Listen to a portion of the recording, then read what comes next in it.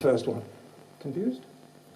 So the first one was called Dave Irwin's 119th Subterranean Nightmare. That one was called Now Calm Down, Mr. Irwin. Everything's going to turn out fine. You'll just feel a little prick. Multiple meanings. Now they're just going to change the tone a little bit here. So in 2016 was the centenary of the birth of Roald Dahl. Roald Dahl was a great storyteller, and I read quite a lot of his books to my own kids. And later on, he wrote quite a lot of stories for adults. Tales of the Unexpected, I think, might be what they were called, and they really were. You read the story, and something really hit you, totally unexpected. So he was a great storyteller, and in 2016 I felt the need to kind of write something in his memory, let's say, to commemorate him. And that's what this next one is. And he was in the habit, especially with his children's stories, of making up new words, and so there's a couple of words I have made up in this piece now. And it's called The Snaggerwamps. The Snaggerwamps lived all the way down the Dipsy-Tripsy Hill in Noggy Bottom, having hopped away from Tattletown so long ago, but just when I've forgotten. Breakfast every evening was cabbage fish, which they caught in the Purple River, by singing their riddles of gibberish, which made all their enemies quiver. For the Snaggerwamps had lots of enemies, as all strange creatures do, and they'd eaten up all of the strawberries that in Noggy Bottom once grew. Their language was lovely and yellow, like the sun of a June afternoon, and they loved to sing songs to the cello, who complained they were never in tune.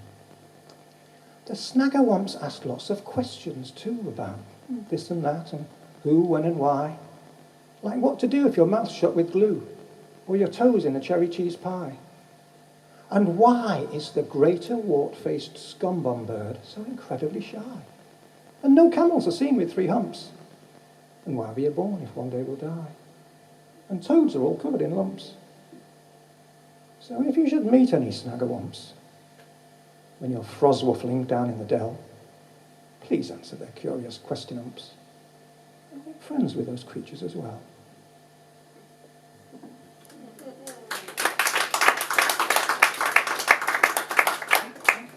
Right, I'm going to do one more in this set, which I'll read off the page. I'm a big fan of Simon Armitage. Why he had to become poet laureate, I do not know.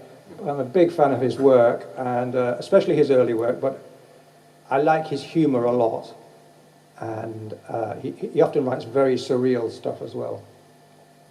The humour I possibly get because, he's from Yorkshire, as you probably all know, and my ancestry is actually Yorkshire. I grew up in Manchester with Mancunian parents, but their parents and their forebears were from Yorkshire. So it tells a story of a poetry evening, such as we are enjoying now, or not, and but up north. And I've used one of Simon Armitage's, a line from one poem by Simon Armitage, which is in his very first collection, which was called Zoom. It came out in 1989. There's an absolutely hilarious poem in there called Bus Talk. And I've taken one line, and so the very last line of my piece tonight is the last line of that particular poem of his. The only other thing I would say is that if you've ever read Emily Bronte's Wuthering Heights, that will help with this, but it's not essential. So this is called Black Bull, after Simon Armitage. I was walking the Pennine Way one late autumn day, somewhere near Stoodley Pike, and I chanced to meet a fellow unknown poet who suggested I do an impromptu reading at a local village pub that very evening. He told me he had an arrangement with another poet who could meet me there. I booked bread and breakfast at the Black Bull on my smartphone, and when I dropped down there, the place was deserted, but for the landlord behind the bar, who glowered at me and said not a word, and one other fellow who looked somehow familiar. "You must be the poet," he said. "Now listen, this is Ted Hughes and Simon Armitage country up here. Don't give us any poems about daffodils, they won't grow up here. Wind blows their delicate little heads off. A shovel full of shit is a shovel full of shit round here. No fancy metaphors, all right.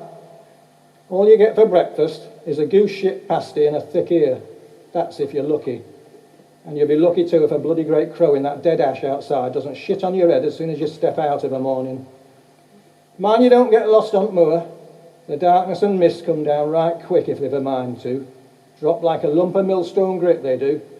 And if you fall into the bog by that graveyard, there'll be no point in calling out for help. There's nobody will hear you. And no phone signal for miles around either. If you see Heathcliff striding by looking for Cathy, then don't waste your breath on him. He's a right nasty bastard. Pull a knife on you as soon as ask your name. And certainly don't tell him you write poetry.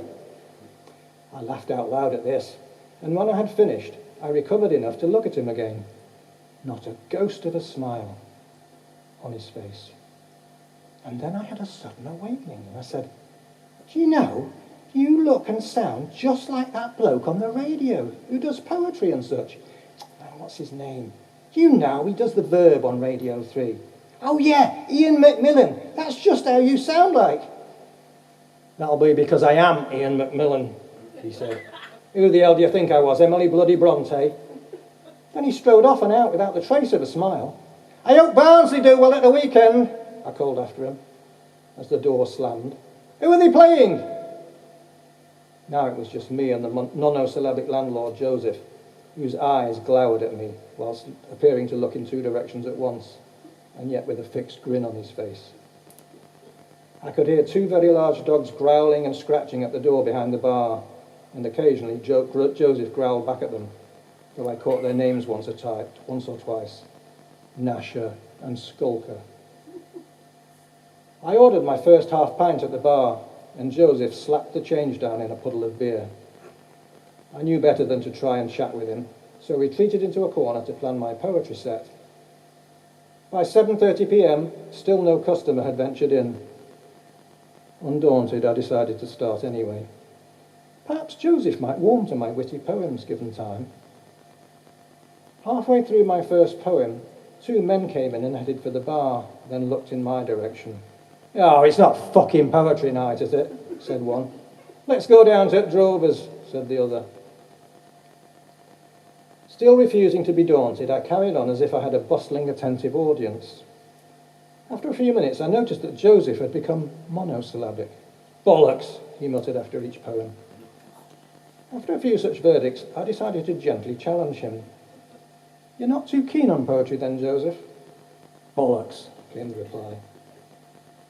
Not a mortal soul ventured into that pub all evening, and as I headed up to bed, nervously checking the whereabouts of Gnasher and Skulker, a northerly wind was getting up and rattling all the windows in their frames and making the pub sign creak and squeal as it swung to and fro just outside the window of my room.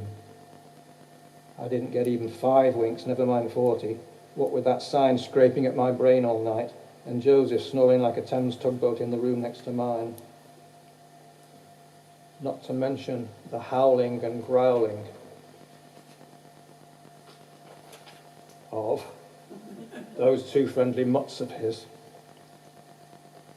Next morning, my goose shit pasty was as cold as a slab of slate from the sill of a north-facing chapel window. And Joseph was even less inclined to chatter than the night before.